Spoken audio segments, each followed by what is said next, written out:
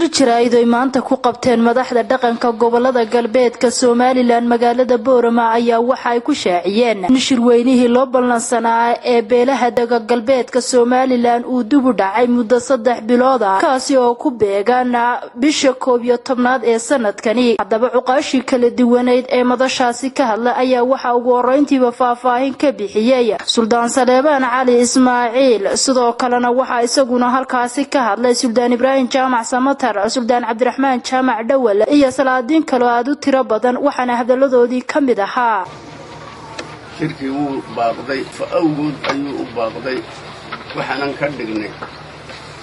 November 3 iyo shirka ka dhignay إعلانك waxaan u direynaa ummadda Galbuusi meel ay doontaa joogto dibadda iyo daaqil sida lagu ogaado duruufahana waxa laga yaabaa inaad wada garan kartaan maanta shirkan jaraa'id aanu ku baaqano aanu qabanay hadaan nahay qoladii dhaqanka ee beelaha Samaroon waxaanu ku sheeganaa oo aanu dadweynaha gudaha iyo dibaddaba aanu ogeysinaa u sheeganaa in shirweynihii aanu ku baaqnay ee ahayd inuu dhaco bishan aynu ku jirno sodonkeeda aanu dib u dhignay duruufaha uu suldaanku sheegay awgood shirkiina uu qabsoomi doona haddii alla yidhaahdo bisha 11 sodonkeeda waxa weeyaan waa inta odayaashu ay duqeydii ugu horeysay yidhaahdeen weeyi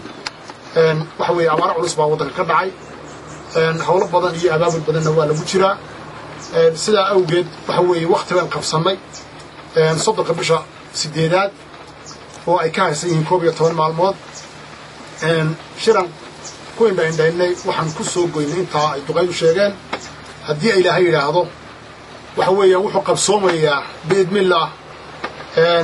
hawsheegin hadda lagu jiraa bisha 11aad sodonkeega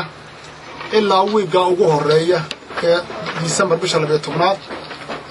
aad iyo aad baad u mahadsantihiin waxa weeyaan waxaan leenahay cid kasta oo waxa weeyaan hawsha qayb ku lahaydna haw diyaar garowdo waa shir dhacay waa la qorfeeyay waa go'aankiina halkaas u fariistay anagoo dhinacyo badan aan eegnay oo xitaa fasax ay dadka muhiimka ku iman karaan eegnay waxaan ku gabagabeynay halka December wiiga ugu horeeya ee inuu dhaco si hawshaana looga wada qayb qaato waxa loo fadhiyay waa kolley ballanka hore ee shirweynihii Galbuusi baaqday kuna baaqday duruufaha wadayadu sheegeen darteed dibna loogu dhigay ilaa November